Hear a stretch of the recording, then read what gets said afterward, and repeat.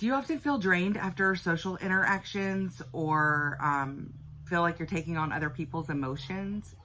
If you do, then it's quite possible that you are an empath or a highly sensitive person. And a lot of times we can use this as like an excuse or as a reason to not thrive and shine. But today I'm going to talk to you about how to, for one, what it means to be an empath, but how to set boundaries with yourself and with others so that you can use this as your superpower and not your kryptonite, right?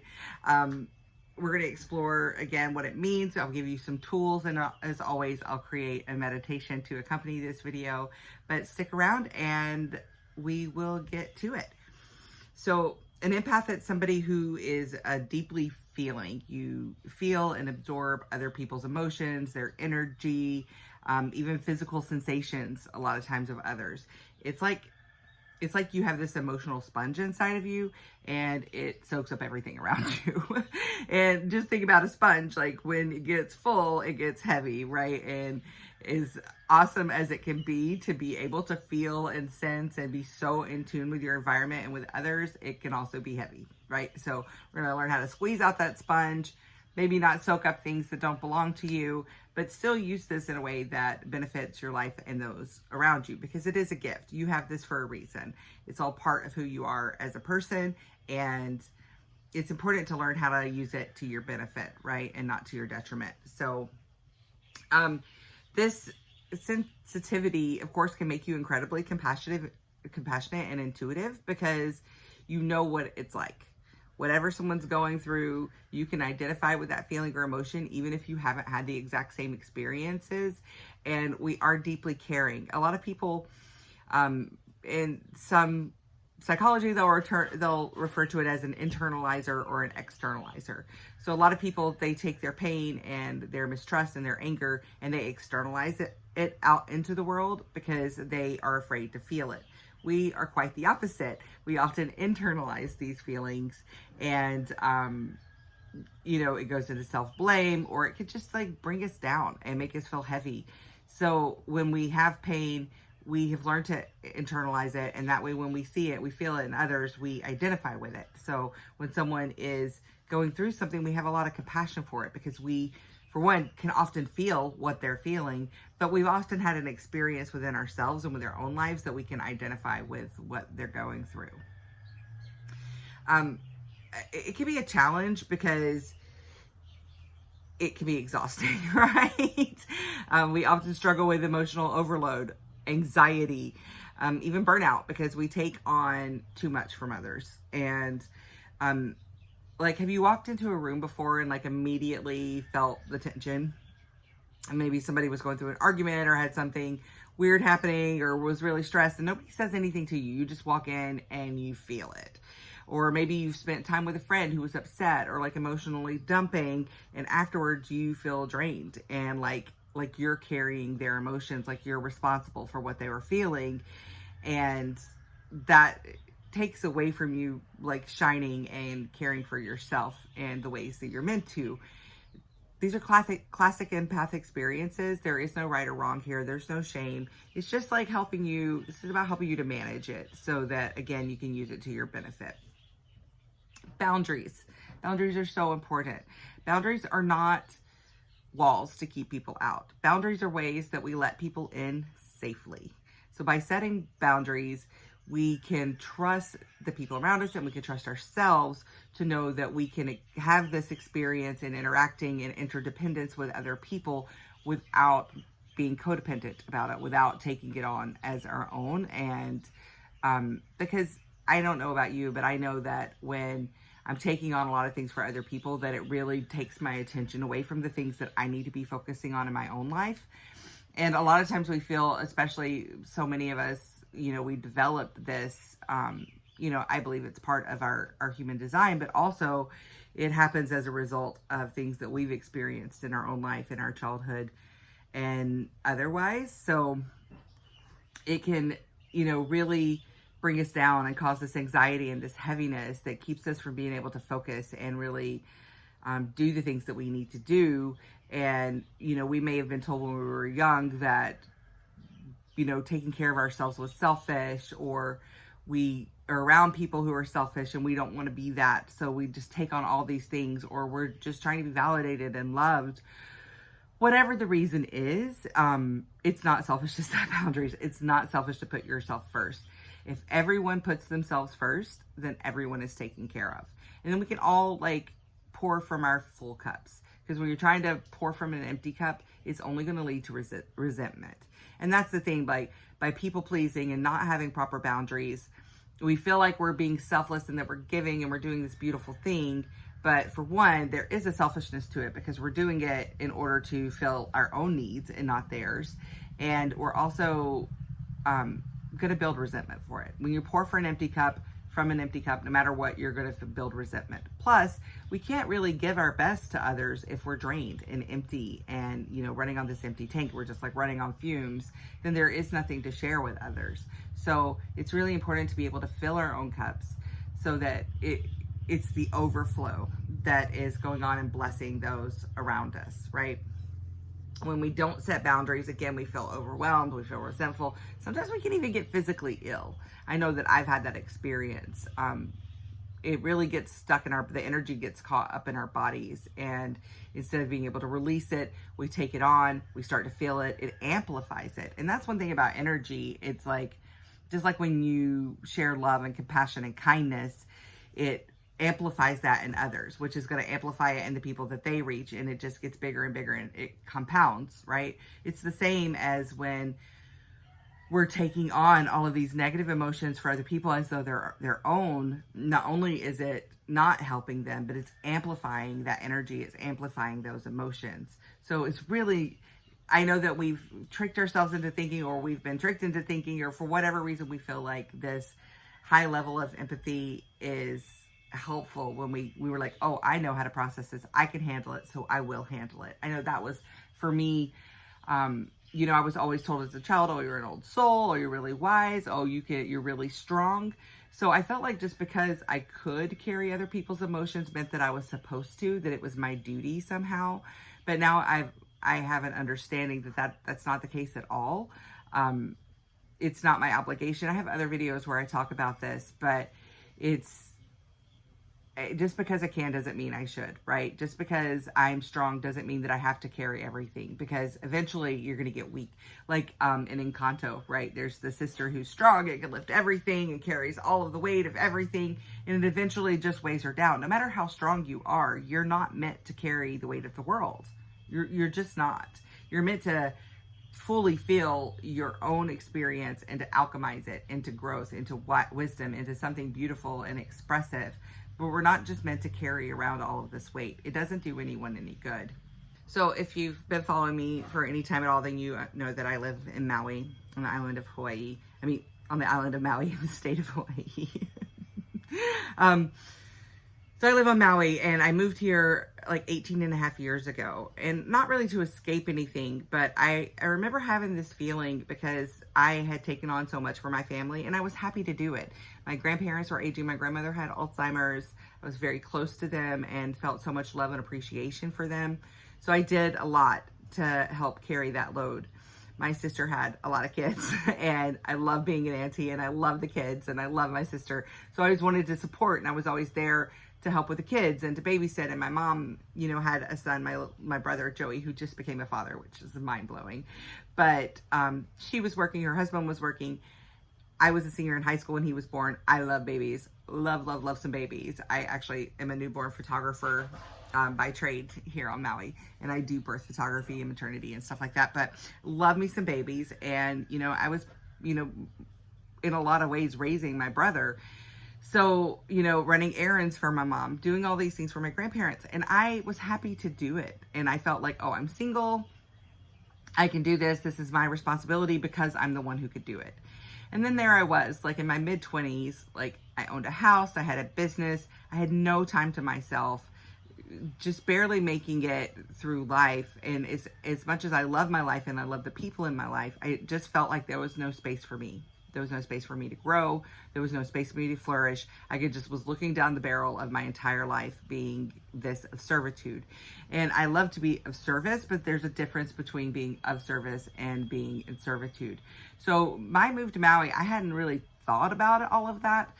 But once I got here, I could really start to see all the reasons why internally I knew that I needed to move away from my birth home and be here, because I needed space to grow. I needed space to know who I was, not just as a helper, not just as this pivotal piece in the family, but who I was, and to develop a life for myself. And I have missed some milestones, but I don't regret it at all. Like, I love my family and I love every minute I get with them, but I have no regrets of the choice that I made, because as a result of it, I've been able to pour into myself and become a person and remember who I am, become a person who I truly love and admire. So for me, like, that is so pivotal. And when I go back to visit Georgia, Atlanta, where I'm from, you know, I do help out in the ways that I can. Of course, most of my nieces and nephews are grown now, but I do whatever I can to help with my mom. My grandparents have since passed, but I contribute in the ways that feel good, but I'm pouring from a full cup, so I don't have any resentment about that. Now, I can only imagine if I had continued to stay there and do the way that I would have been a very unhappy, very resentful, very exhausted person who was not fulfilled, who was not self-actualized. So setting those boundaries has been so important for my relationship with my family, because when I go, everybody's happy to see everybody. You know, I feel like I have all this energy to share and to participate, and I'm just so happy to see everyone. They take time away from their busy lives to make time to be with me. And it's a very fulfilling and beautiful experience that we all have together. But that wouldn't have happened had I not realized the importance of pouring into my own cup. And boundaries help us do that. Again, boundaries aren't like, you have to do this or you don't get to be in my life. That's not what boundaries are. Boundaries are about setting guidelines. I heard someone recently, it was amazing, about, this is my policy. Like, it is my policy that I do not respond to minimal effort. It's my policy that I do this and that. And so boundaries are really about like what we choose for ourselves, and others around us can choose to participate or not. And we get to act accordingly. We get to make decisions about how much access they have to us based on whether or not they're willing to honor those boundaries. But it's not about keeping people out. It's about letting people in a way that is genuine and authentic and feels safe and feels nourishing for everyone involved, right? And a good way to, you know, start with this is just to identify your boundaries.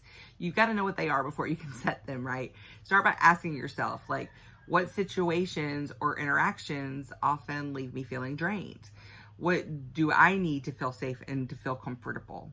By identifying these needs and these desires, then we're able to like set boundaries around that. Like, I know, you know, it takes some time to reflect on it. But like, I know for me, after a lot of social time, like if I'm scheduling a lot of social time, I have birthday parties or this and that I'm doing, that I put in my schedule time where there's nothing on my schedule. If I decide that I'm feeling extra energy and I want to pick up something and add it to my schedule during that time, I can. But I also know if I need to just lay in bed and stare out the window, if I need to go be in nature, if I need to just go sit by the water, that there's space for me to do that. Like, that's a boundary that I'm setting for myself that keeps me safe and that keeps me in right relationship with all of those who are around me. But importantly, right relationship with myself, because that reflects onto the world around me. What the relationship we have with ourselves is always going to reflect into the world around us, right? So, you know, if you feel uncomfortable when someone invades your personal space, know that, like, if someone's, you know, close talkers, people get close and talk, and I am neurodivergent. It's hard for me. It's hard on my system. Plus I feel all these things, so many feelings. Having people up in my face, it's a lot for me. And so I'll just simply say, like, I need a little more space than that. I love you. I'm listening to you and I love being close to you. And I need a little more personal space. And that, you know, there's nothing mean about that. There's nothing dismissive about that. It's actually very kind. Boundaries are kind because it lets that person know how to interact with me to where we're both going to get the best results out of that, right? And so a common boundary amongst empaths is like, how much time are you going to give to others? You can decide that ahead of time. You can check in with yourself before you go into an interaction. Like, I know sometimes I'm going to go into, I have this friend group, we're the Taco Tuesday group, and we get together and there's lots of kids and people and noise and chaos, and it's so much fun. But I can check in with myself before I go, and I'm like, okay, where's my social battery? How do I feel right now? How much energy do I have? And I'll decide before I go how long I'm going to stay. You know, if I'm having an amazing time and I feel expansive and everything feels great and I want to stay longer, I can do that. If I want to leave earlier, I can do that. But it's good for me to have like a guideline in my mind, kind of a permission slip to give to myself, so that if I am feeling overwhelmed, or even so that in that amount of time, I can check in with myself. Because when I get caught up in these social interactions and I'm feeling so many things, I can get disembodied and not even know where I'm at until I get home. And I'm like, oh my God, I'm drained. I'm exhausted. Like, holy crap. So, you know, if I say, okay, I'm going to go to this party, I'm going to stay for 2 hours, you know, around an hour and a half, an hour and 45 minutes, I'm going to check in with myself and be like, okay, how am I feeling? And get somewhere quiet, get into my body and check in. Is my brain feeling noisy? Am I feeling antsy in my body? Do I feel exhausted? Do I feel overwhelmed? Like, am I going to be able to sleep tonight? And I check in with myself, and then I have a guideline that I've set for myself. And I'm feeling, a lot of times I am, at that point, I'm feeling really overwhelmed. And I wouldn't have noticed it in the moment because I'm so caught up in the moment. But by having this boundary with myself, I'm able to check in and know, okay, it's time for me to go home. And trust me, it's better for everybody. When I overstay the limit, it always ends up in some sort of regret. Like, either I said something I didn't mean, or I got snappy with somebody, or I was checked out when someone was talking to me and wasn't present and don't remember the conversation, like something, or I can't sleep when I get home. There's always some sort of consequence when I ignore those internal cues.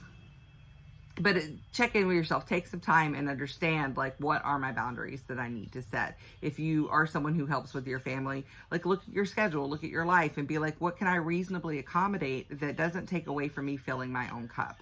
And then set that boundary. Be like, Mom, I love to help you and I love to participate. I just, you know, I appreciate you and I love to be there for you. And I only have 2 hours to give this week. If that person can't respect that, then that's on them. It's not your responsibility to make them feel okay about it. It's not your responsibility to do anything other than to set your boundary and to keep it. And a beautiful thing about this is that it builds trust with your inner child. When we start setting boundaries for ourselves and we keep those boundaries, then it lets that inner child know, like, it's a form of reparenting ourselves. It lets that inner child know, like, oh, she's got my back. And then that inner child, the part that rules so much of us and our subconscious, can like relax and let go and trust. And then your adult self, your fully present adult self, can take the lead. And it really helps with anxiety and overwhelm and depression and all kinds of like stress responses, is to reparent. And boundaries are just such a healthy way to do that. When setting boundaries, it's important to keep it as an I statement, not as like, you can't ask this much of me, that's way too much, whatever. That is controlling the other person. Boundaries aren't about controlling another person. It's not about getting a outcome from another person. Boundaries are about what I can accept. It is my policy that I don't give free newborn sessions. If someone, like after the fires, I have donated maternity sessions because I can do them pretty quickly and easily. It doesn't take a lot of my energy and I know what to expect. But newborn sessions are exhausting. They're draining. My clients pay well for them. I don't discount them. I don't give them away for free. That is a boundary that I have. That keeps me from having clients that I resent, because if I did, and I had this experience in the beginning before I learned better, give it, you know, like say I give a session for lower than what I charge. I already charge, I think, a very reasonable price for what I give to the session. So if I'm going to charge lower than that, then I'm automatically going to feel resentful of that. Like I'm giving more than I want to. I noticed when I would do that, it would take me longer to edit and deliver their photos, and I dare them to say a word about it. You know, it brought out this part of me that is not in alignment with my higher self. It brought out this very like angry child part of me. So by setting that boundary, and I just tell people, no matter what, I don't discount my newborn sessions. It's not fair to my clients who've paid full price, and it's not fair to me. I put a lot into them. This is what I offer. It's something that you choose. It's available. If not, I completely understand. That's a boundary that I've set with myself. It doesn't mean other people need to follow that same thing, but it's my thing. I don't do this. It's not like you can't do this or I don't want to or whatever. I don't do this. I don't do it.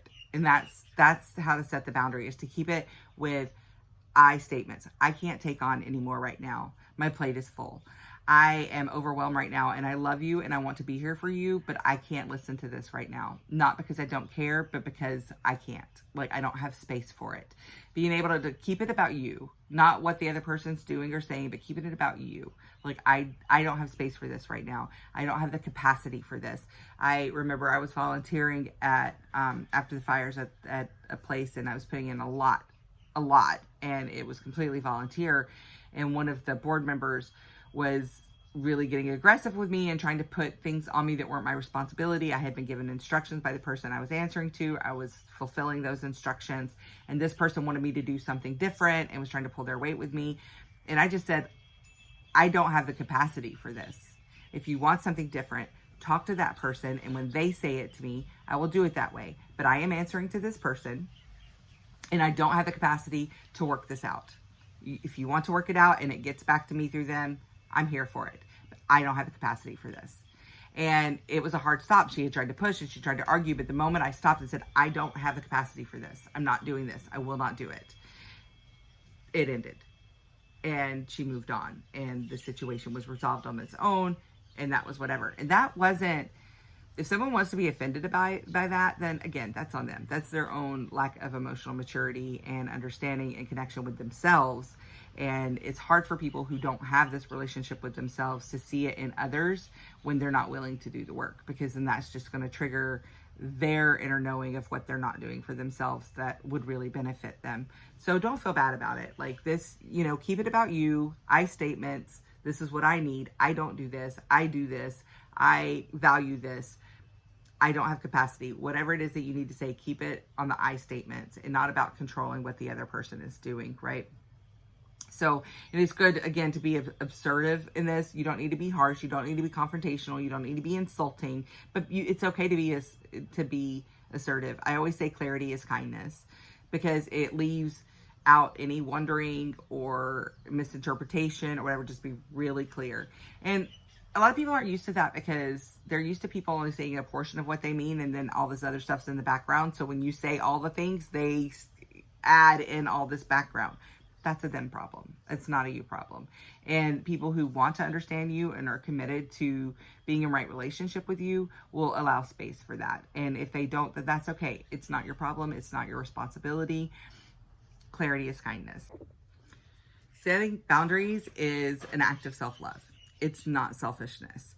And as an empath, you need to prioritize your well-being so that you can continue to show up for others in a healthy way. We do have this beautiful gift of being able, of compassion and of kindness and of understanding, and the ability to have others around us feel seen and heard and appreciate, which brings out so much light and love within them, which helps the collective, right? We have this amazing, amazing gift, and being clear and setting these boundaries helps us to maximize that gift and not to internalize in a way that becomes self-destructive.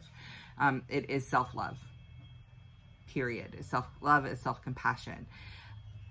One thing that really helps are grounding techniques. Some of them that I use are deep breathing. A lot of people, times I'll take a deep breath and people are like, what's wrong? And I don't even realize I've done it. And I'm like, oh, I'm just regulating my nervous system. It's nothing to do with what you're saying or whatever. I'm just grounding. I'm just regulating my nervous system.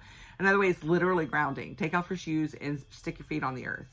Like, the earth is full of all of these ions and magnetism and energy that we're meant to be in alignment with. We used to sleep on the ground and walk on the ground, and now we've got these rubber soles on our shoes, which interrupts that electricity, right? And we sleep in beds high off the ground, and there's so much between us and the earth.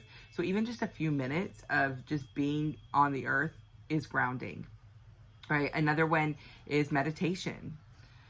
And of course, y'all know me, I'm gonna talk about spending some time in nature, because that is the best medicine. Be amongst the trees, be by the water, be on the rocks, be in the soil, like the leaves, the colors, the light, the oxygen, all of the beauty, the energy that nature offers. Like, it's so grounding. Just even going for a 5-minute walk and instead of being in your head, like being mindful and noticing the things around you. I have a whole video on mindfulness.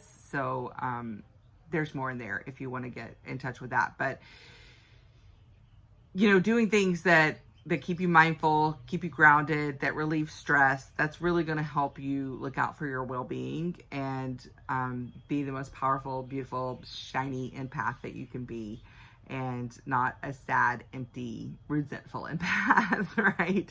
You can't pour from an empty cup. You can't. It's empty. There's nothing to pour, right? And by setting these boundaries, practicing self-care, you're not only protecting yourself, but you're also becoming a better support system for those around you. And I know I said this in my last video about empaths, like the greatest way to make an impact on someone is to shine your light. And the way to shine your light is to protect your energy and to be fully authentic, and to be your fully authentic self. And when you're saying yes to things that you don't want to say yes to, that's not authentic.